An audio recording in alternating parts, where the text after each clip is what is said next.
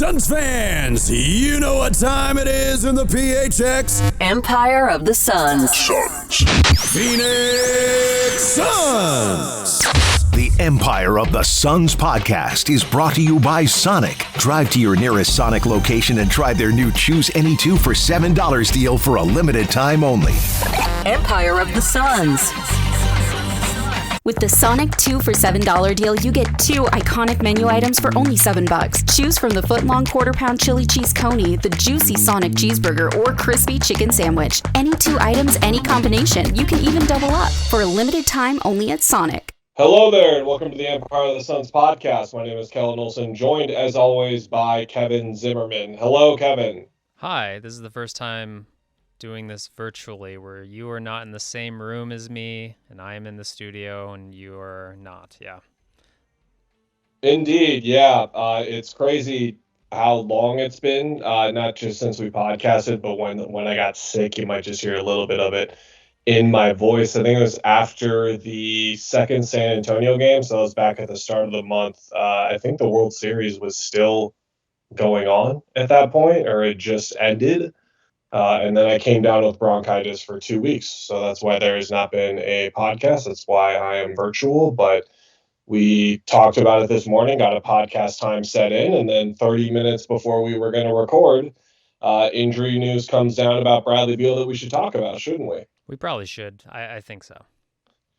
We should lead with that. Yeah, so Bradley Beal is going to be reevaluated in 3 weeks with what the team is now classifying as a low back strain.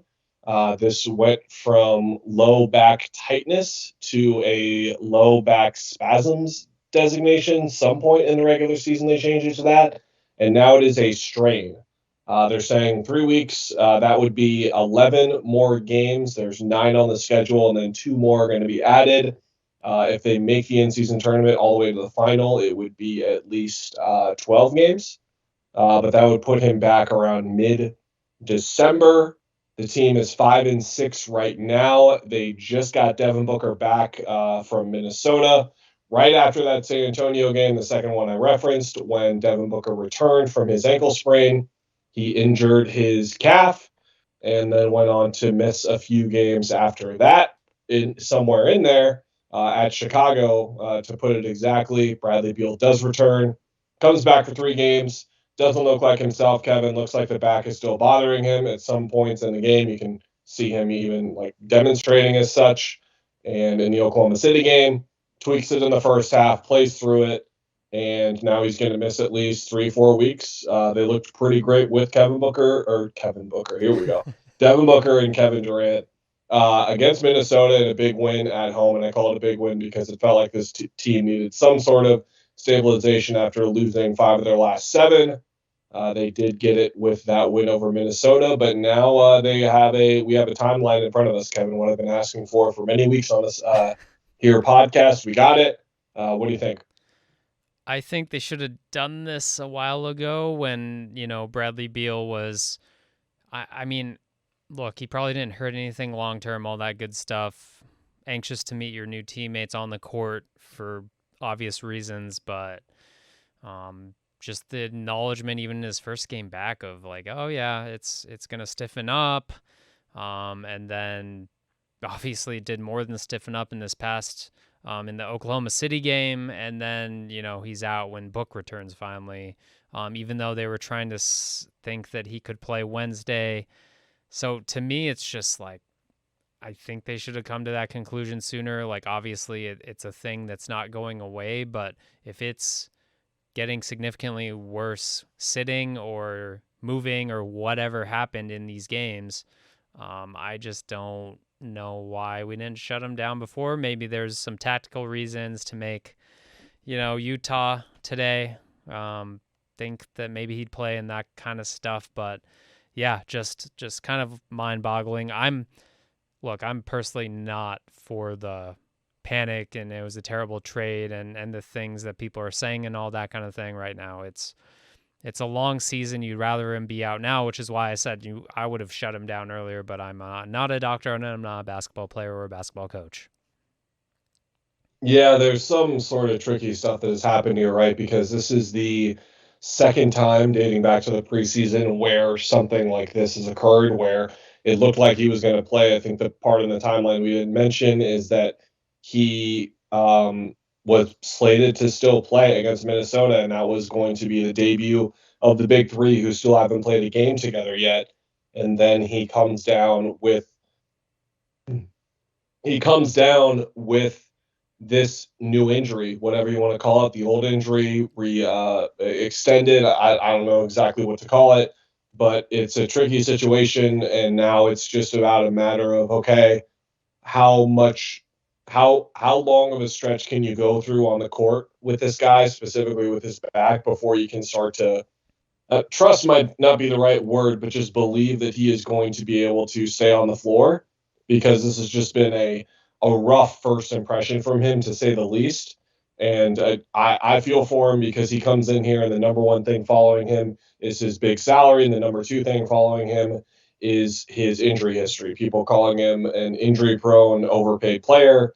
And thus far, those people have proven to be correct. And that's got to be frustrating to him, to say the least, which I'm sure is why he was pushing so hard to get back. But at the same time, with Book's timeline, we didn't really follow it week by week. But if we would have, Kevin, I'm sure we would have talked about how for years on this podcast we've talked about how Devin Booker just needs to get told no sometimes, and that would have come up helpful maybe in this situation as well. Are you ready to freak out? Are you looking at buyer's remorse for some reason? I think that's like, how big on the freak out meter are you about this? I'm not really concerned, but we're one more of these lapses away from all of a sudden being halfway through the season, because you need to get these three guys on the court together at some point before the halfway point, or that's when I start getting concerned.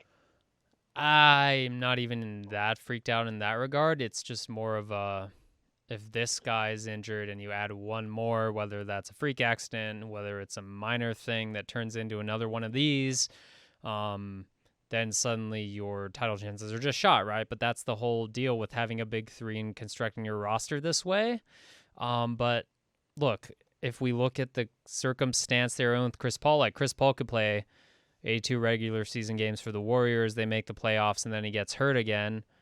And Bradley Beal could miss 82 games with his back injury and come back for the playoffs as, Devin Booker and Kevin Durant find cohesion, and I would feel a lot better about this team, right? I would still feel good about this team. I would still be like, you know what? It's not ideal that Bradley Beal's meeting this team in the playoffs, but they have time if they're as good as we think they'll be, even without him, honestly. So I think there's value in believing in that patience.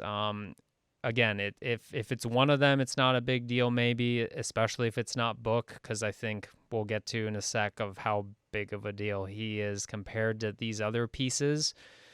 But yeah, I'm not close to having buyer's remorse, or they shouldn't have made the trade, or what else were they supposed to do with Chris Paul. Like, I just think that you can't have that conversation until you're at the end of the year. And like the end of this past year, like, you couldn't say the KD pickup was a bad idea until they lost that final game of the season, because like they were still pretty good and they lost to a team that was playing lights out everywhere and got to the championship and won the championship and all that stuff. So I just don't look at things like that, I guess, anymore. Sorry to poo-poo the panic and all that stuff and the worries, but I'm still believing in this team as long as Devin Booker's relatively healthy and able to help this team get a top, 8 seed, whatever.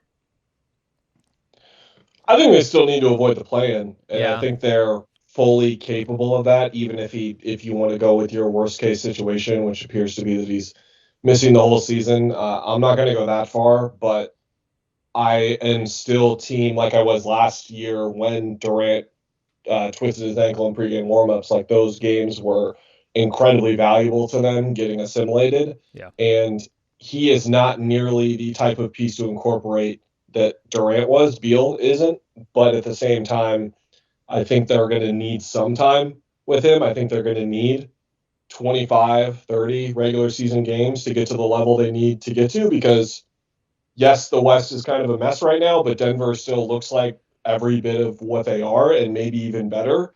depending on how you feel about their younger guys and just how the other guys seem to be improving and how MPJ seems to be not the worries that we had. We talked about them preseason. Like, he looks like he's fully into his role still and doing everything they need him and Aaron Gordon to do in those complementary roles. So I think that they need some bit of the regular season. Speaking of that regular season, I think we can move past Beal, right, Kevin? I mean, we can't even say, like, evaluate him on those 3 games because he just wasn't himself. Like, he was playing through a back injury. Yeah. I think look, you just got to get him healthy. And again, like, I think Richard Jefferson did a thing at the start of this season about, like, super teams being put together. Like, they always hit on the second year. And his point was continuity, right? Even a full first year together, like, there's value in that. Absolutely. I'd rather have Bradley Beal healthy, getting in the mix with those 2 guys, other guys. But yeah, I mean, you can't just pretend his back injury isn't a problem. And you also can't pretend that another situation would be magically better than this one. I think it's just fun to look at it, what it is in reality. Yeah, so instead of going through the games like we normally do, since we missed a chunk and we've really got a legitimate sample size to go off of here and evaluate the team off of, with 11 games and 7 happening since we last podcasted, another one coming tonight on Friday night. I think we're just going to roll through some categories instead, or just certain sections of the team, if you will. And I think there's been a lot of concern overall from the fan base because of the 5 and 6 start. So we're going to characterize it as that. Like, how worried are you about these certain parts of the team? What you're going to hear from Kevin and I is not really a lot of worry, I think. I think we're going to agree for the most part that we're not close to concern or worry about whatever is happening and going on with this team, but we're going to use that as a way to kind of roll through and assess where the team is at right now. So let's start with the 5 and 6 start. Kevin, have they lost too many games yet? Is it over? Can they even get the number 1 seed? Do you care about the number 1 seed? Can they get top 6 still? Like, how bad is it that they've lost 6 of their first 11? Not that bad. It was, I believe, the first Chris Paul year where they were like 500 through 20 games, if I'm not. 8-8. 8-8. Okay. Monty freaked out. Had his whatever you want to call it, rant at the post-game availability, and then they became the best team in the world. Yeah, so I think when you hit around, even 20 games, that's when you got to say, okay, we need to start having urgency. Like, the Warriors are freaking out now, and I covered 2 games at home with you being out, and like, it is shocking to hear Frank Vogel be like, we're fine, we just scored 2 field goals in the fourth quarter and we executed better than the last game. Like, that's I don't know, maybe he's just super positive, and some coaches are like that and they're successful doing that. Is that true? I don't think so. I think there are a lot of bad things I saw from the offense, especially. There were a lot of bad things in the defense, because in that Thunder game, like, they let the team shoot 60% in the fourth quarter as well, and then like 14 free throws that were taken in that fourth quarter or something like that. So to me, there's a lack of urgency in post game, but I would like to believe that there's a little more urgency in the film room, behind closed doors, in practices, getting these things right. And I think there is a lot of time to do that. So I totally get why they're not panicking and they're trusting the process. Because, look, that's their jobs. That's their kind of how this team is built, right? It's like, just the day-to-day is fun to them, to Kevin Durant and Devin Booker, as far as just going through the process of learning and not panicking, and they've been in good and bad situations before. To me, that's kind of fair. But at some point, 20 games in, I would say, is kind of the point where it's like, all right, guys, you really got to go. And that's where I'd say I'm at right now, is just we need a little more health, but also they have legit excuses about not knowing each other, personnel, habit, favorite things to do, work off little actions and that kind of thing, where there's so much of a learning curve going to the coaching staff, through the players and all that stuff. Yeah, short sample size theater, we're still kind of in it right now because of how crazy shooting splits are. Like, for example, if you just look at teams that are doing extremely well right now and off to really hot starts, not to say it's all 3-point shooting, but go look, and I'm guessing they're shooting pretty well. from three. That's not to say that Dallas isn't legit or Houston isn't legit or Minnesota isn't legit, Indiana isn't legit, none of these teams, but it's just kind of the state of where we're at right now. So with that being said, just looking at the rankings across the league, they're 10th in offense and tied for 15th in defense, like right now. And that's with 3 games of Devin Booker, 3 games of Bradley Beal, if you want to call it that. And it's looked better than I thought it would on the court, to be honest, with how much has changed and how much of a full training camp that they got with these big three for the most part. KD's been incredible. Booker's been amazing when he's been out there. The offense has basically been, can KD get enough help on any given night when Booker isn't out there? And when Booker has been out there, he just solves everything.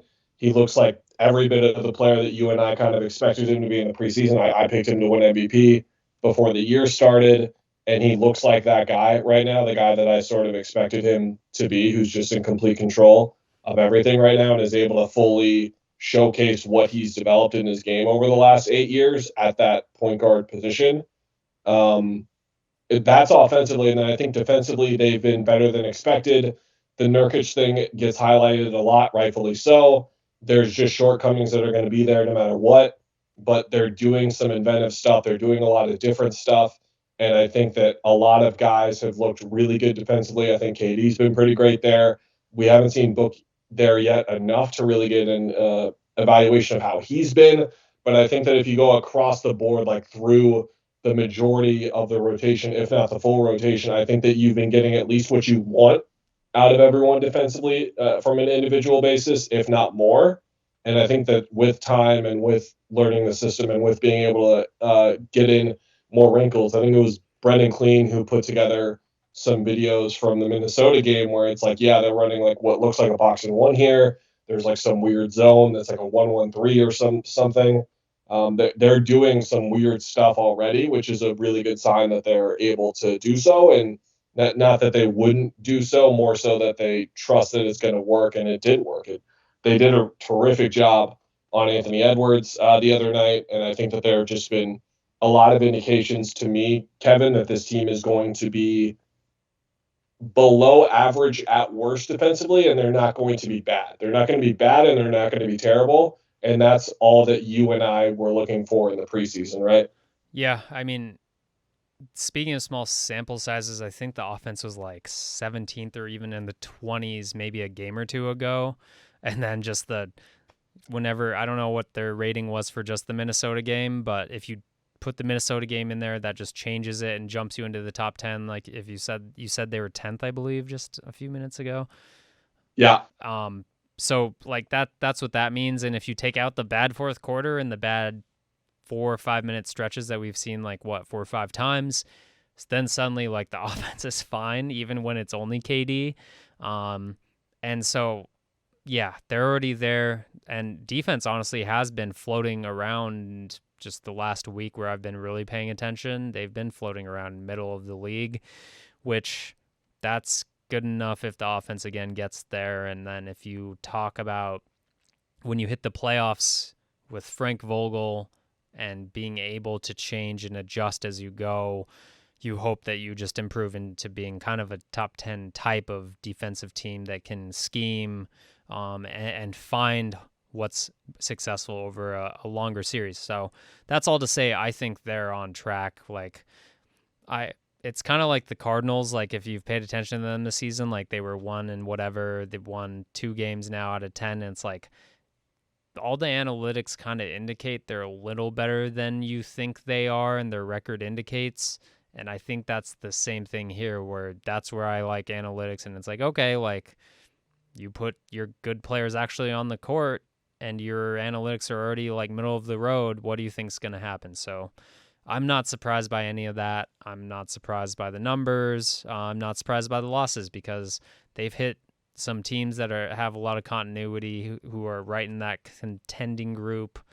And yeah, it's just it is a learning process, and you see the things that are happening with Golden State and the Lakers and how this league is built up. And I think maybe there are 4 or 5 teams out west that you could say are in a really good spot, but a couple of those might fall off just because they're not as talented. Like Houston, like good job on them, but I think the Suns are in fine space right now as far as standings and where they are at this point.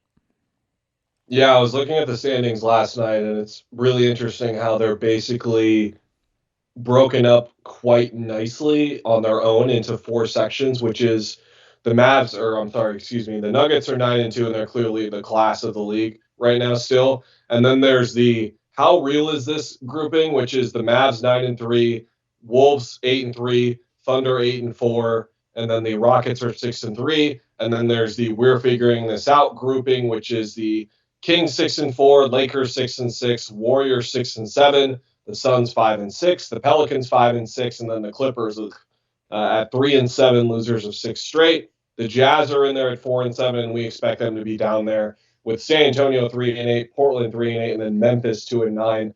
They lost Steven Adams for the year. I don't think that was something that we talked about at the time when it happened. That was a huge loss for them, and without Ja, they're really submarining quite quickly over there, but you don't really have to worry about ground being made up. I agree. If we were looking at the Warriors and the Lakers and the Kings, or two of those teams being at the level of where those other teams are, I think that's when you can start to be more concerned. And I've always believed in at least like 25, 30 games in waiting before claiming how real or legitimate, like could the Rockets finish 500? Now you feel a lot more optimistic about that, but could they? They're going to need to finish above 500 to make a top six spot still, and that's what the Suns should be more concerned about more than anything. The whole thing that we missed, Kevin, over the stretch of games was the fourth quarter meltdowns. There was one against the Lakers.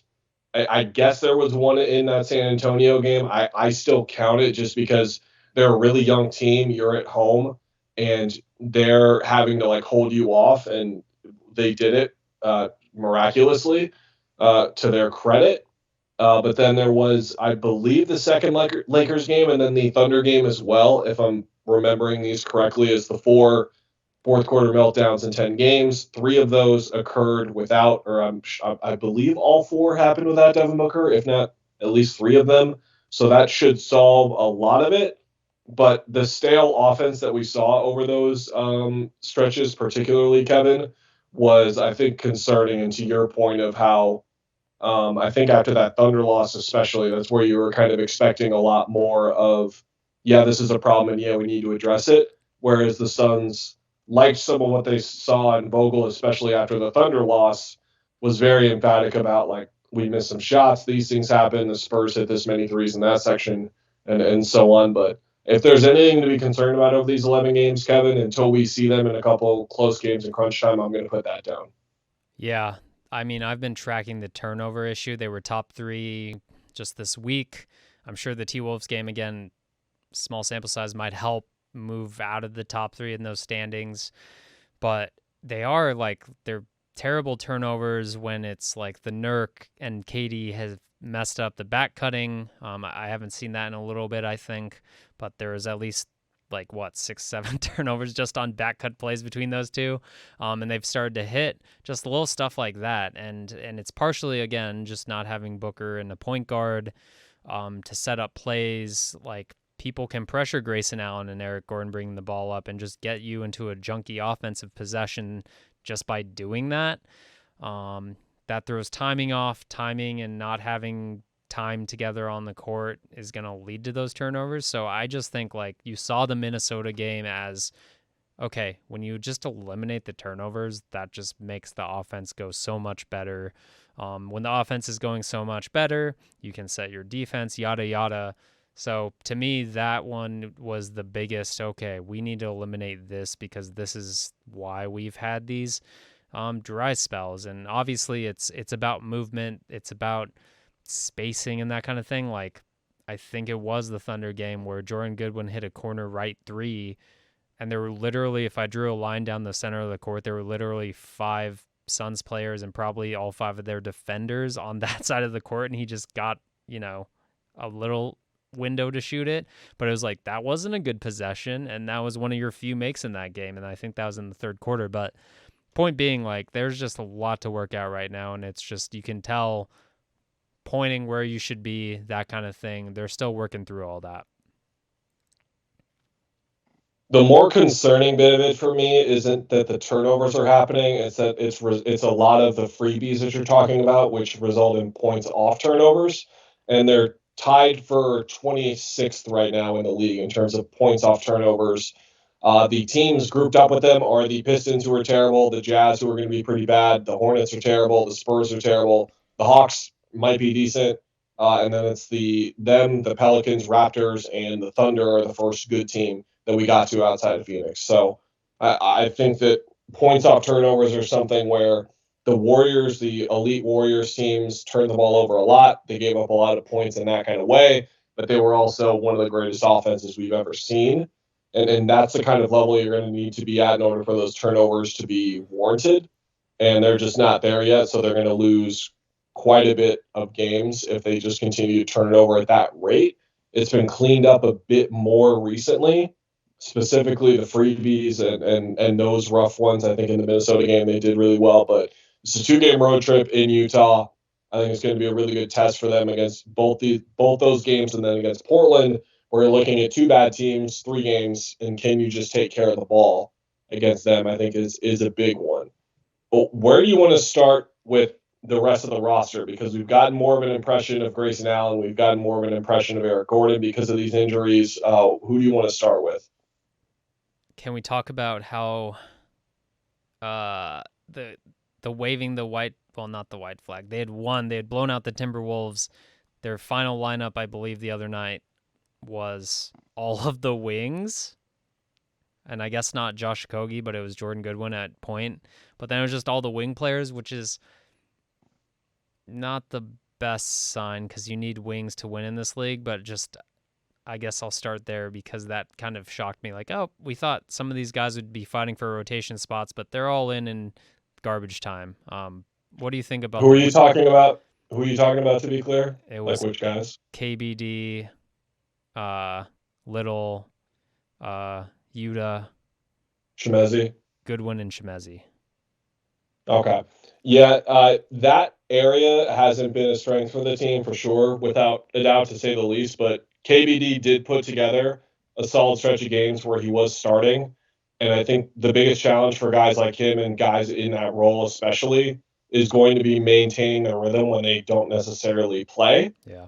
And I think that he was pretty darn good in the Chicago game, I want to say off the top of my head. Yeah, the Chicago game is where he was really good.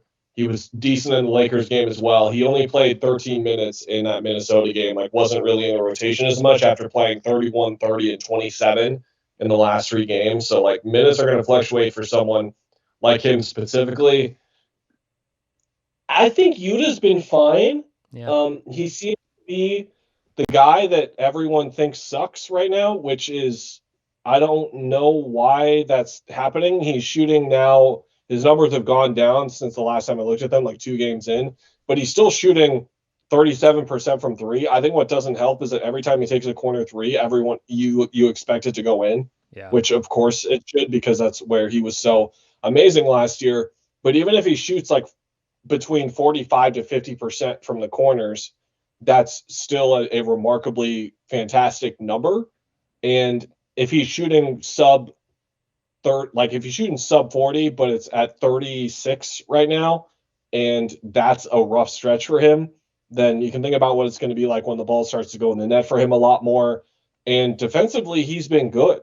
Like, he's been good. And this isn't like a Landry Shamet situation where offensively he's allowing things to slow down too much. I think that the only thing holding him back right now has been the brain farts. There's just a turnover or 2 where he's making the wrong pass at the wrong time, or he's just letting a defender get away with a gamble for no reason. Like, he's just not taking his time and just reading things in there.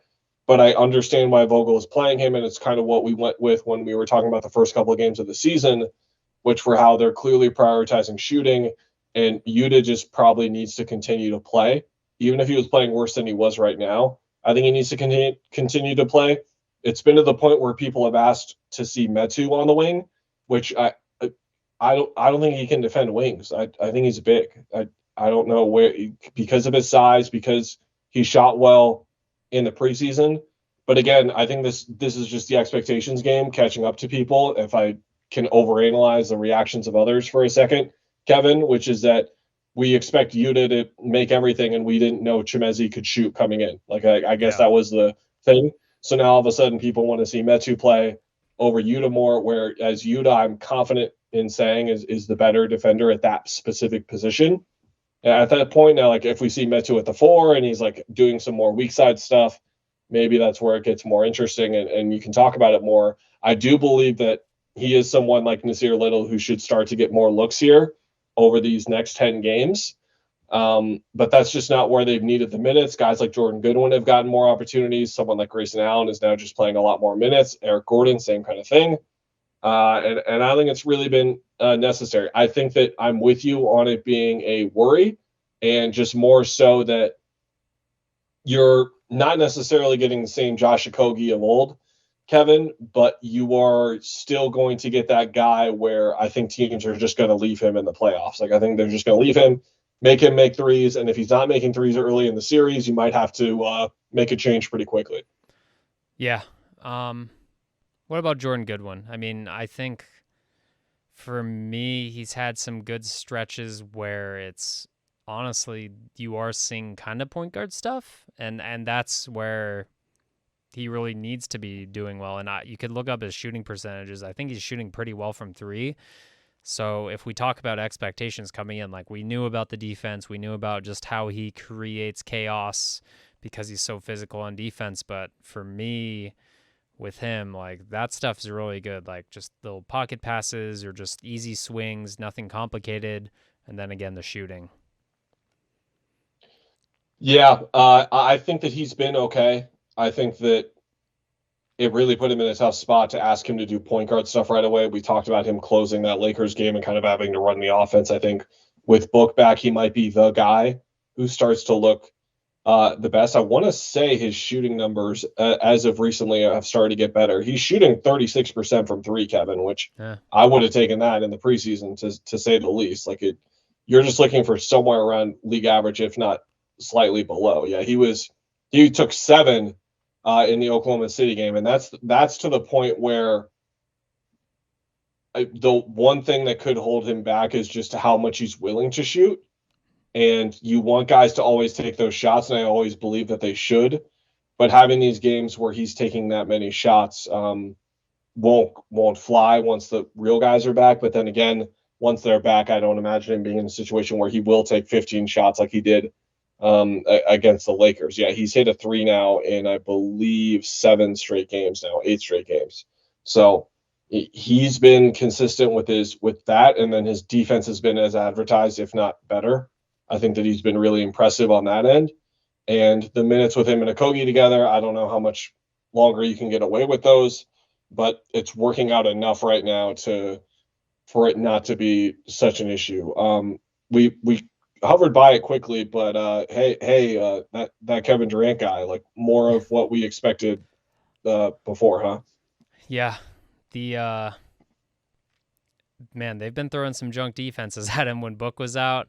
I think it might have been the Lakers game. He was even like, yeah, they're like playing a zone behind me, and just every high ISO post touch on the wing, like he would look over and they would send stuff at him, and like they just zone up behind it and just are trying to create. And that's where some of the turnovers have come from, where you're trying to skip it across and beat that, and it's just not lining up exactly.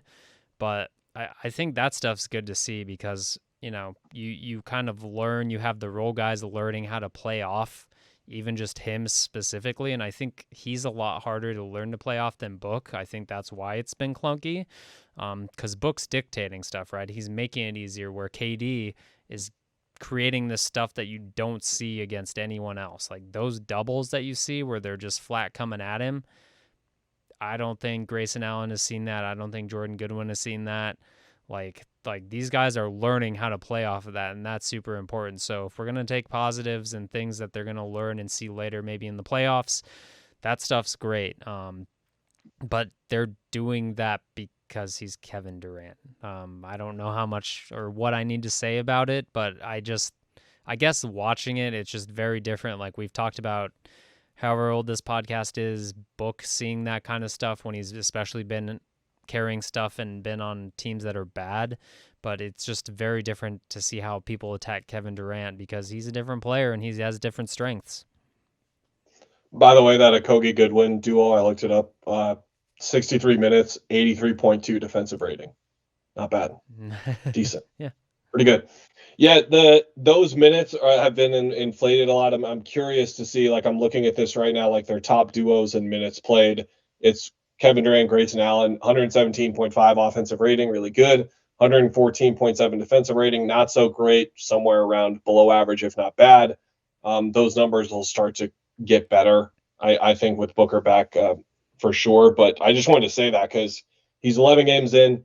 He's averaging 30 points, 7 rebounds, 5 assists, a block, a steal, shooting 51% from the field, 45 from 3. And then the abnormal thing for him has been 86% from the line. But he's taking 9 free throws a game, which is maybe gone under the radar a bit. We talked about rim pressure. We didn't talk about it, but I wrote about it while I was sick with Gordon, with Allen helping there. I think that kind of covers itself. I think those two in and of itself have been really solid, if not pretty darn good. They're both shooting around 47% from the field. Allen is at 49% from 3 right now. Gordon is at 36. I think turnover-wise, those two have been manageable. Playmaking-wise, they've been about what you've expected. Defensively, they've both been maybe even better than you've expected. Nurkic has been the guy that's really been going through the struggles more so and going through highs and lows. But in terms of concern meter, I don't know. Again, expectations and such. Like, I just expected him to be a guy who would miss a lot around the rim and struggle finishing. So that was an expectation coming in. And I think that the benefits from his screening and his passing have been enormous on the offense so far, and we've barely seen him with Book. Has there been there probably is a game, but I'm trying to think of games where it's just been like Nurk and Eubanks have been rough. They've done, and that's kind of what that trade was, right? Obviously Eubanks wasn't in that trade, but like they're set up to have matchups at the center position be different, right? Like Eubanks has come on strong the last few games. Nurk has had some big ones like the Chicago game where the offense really is running through him quite a bit. So yeah, I think again, it's kind of like the wing group where it's like there's good and there's bad, but you look at it as the collective and you see they planned for it, right? It's not like, oh, the player that we were relying on to be good and give us 35 minutes a game is not as good. It's not that. So to me, nothing big on there, either of those two guys, but doing what they're asked, giving you a dynamic group of bench players or role players, I guess. And that's the biggest thing is, yeah, nothing's really super surprised me this far. And again, if we're talking about panic meter and all that stuff, it's fairly going to start with the health and just being able to see this through and see this come together throughout the whole season. How about that win over Duke, pal? Oh, yeah. The Lithuanians, Tommy Lloyd and Lithuanians know what to do. We'll say that much. Colin Boswell is the best point guard U of A has had since Jason Gardner. I said it out loud. Can't take it back. Yeah. I looked it up. TJ and Shakur are like the other two that would come up. Shakur and I'm confident in was a that. frustrating person because he was supposed to be better than Chris Paul. TJ McConnell was pretty good, but his roster had other issues, so it wasn't really about him, and we also didn't expect him to become an NBA player at all. Nick Wise, Momo, Mark Lyons. Nick Wise is pretty good, I think, yeah. Nick Wise was pretty good. Mark Lyons is pretty good. Momo was pretty good, but I think he's special. I love KJ Lewis. I think that Krivos having, like, in case Ball gets in foul trouble, having another 7-2 guy to throw in there and having someone who's functional like he is has been a huge help. And I think that the other guys, Kashad Johnson is unreal. I think that I thought about tweeting during the Duke game. I'm like, is he better for this team than Tubelis? Like, is this an upgrade? Did they upgrade a power forward somehow when Tubelis looked like one of the best players in regular season? Tubelis looked like one of the best players in the history of the program. More modern power forward. So in that regard, also, but yes, the KJ Lewis suddenly being like a super important player. I did not have on my bingo card. I was like, I don't know if he's in the rotation, but he does like every little thing. And by the way, disclaimer for any new podcast listeners, this is called Cats Talk, this segment where we occasionally will dip in and talk Arizona basketball. So that's why the Suns talk just died suddenly, and Kellen brought this up. It also means the end of the podcast is coming, and if you don't want to hear about the Cats for like 90 more seconds, you can just shut it off, and we'll see you next week. Like, I'm sure there are people who are zoning out, and then they hear Jaden Bradley out loud, and they're like, what? Who, by the way, I still really like as the backup to Gylan Boswell. Like, holy cow! I'm not there yet. I think he's going to be my Caleb Tarczewski Award winner who pisses me off the most this year. But I think that he's solid. I think that he's just got to take care of the ball, watch how often he pushes it, and he'll be okay. I want to see more of the second Lithuanian tonight against Belmont, Morauskas. I want to see more of him because I think that he could be really important. I think they need to find one more shooter, and I think he's it. But I think it looks like another Final Four team to me on paper. They're deep. Morauskas, if I'm saying that correctly, and Phillip, whose last name I'm not even going to try to say, they're going to Borovicinen? Yeah. Borovicinen? They can Borovicinen. Yeah. I tried. They can shoot the crap out of it. Anyway, is that it? We good? Yeah, I think that's it. We'll have a pre-Thanksgiving pod, I think, and then we'll be back in the swing of things after that. We've got basketball through it all. The in-season tournament, how was the Purple Court, Bob? I had complaints of people not in person. I personally like it. I personally think the game day atmosphere does have a very different feel. It's like more casual. Ooh. The music situation actually might be better. It had a different feel. I'll say that. And that was cool. So if you're a Suns fan and you have options to get out to a game, I would say try to aim for an in-season tournament game just to see it, because it is different. I liked it. If I'm going off of the Sunday, Tuesday schedule, I believe they've got one or two more. That would be, I believe, Portland on Tuesday. See DeAndre's first regular season game back. That's on Tuesday. Expecting him to get a video tribute and a nice little ovation. And then Friday, December 1st. No, is he in season tournament? So Denver's not in their group. Portland is in their group. The second. Oh, I guess I don't know if that's. Zach Lowe said this the other day. Like, I'm picking up on the in-season tournament, but I still don't know the groups. Like, I think the Suns group is the Lakers, the Jazz, the Blazers, and the Grizzlies, which all of a sudden turned into a horrible group. Like 3 really bad teams, and then 2 pretty good teams, we think. I don't know, man. They have an in-game like explainer, which I apparently didn't consume very well. Richard Jefferson tells you how it works. So look forward to it. Yeah. Yeah, they need to win these 2 games coming up to have a shot, really. It's really quick. If you lose 2 games, you're in trouble. You're in huge trouble. So we'll see. We'll talk next week. More in-season tournament, more Booker's back, more Kellen looking prophetic with his MVP pick, and we'll be back then. So yeah.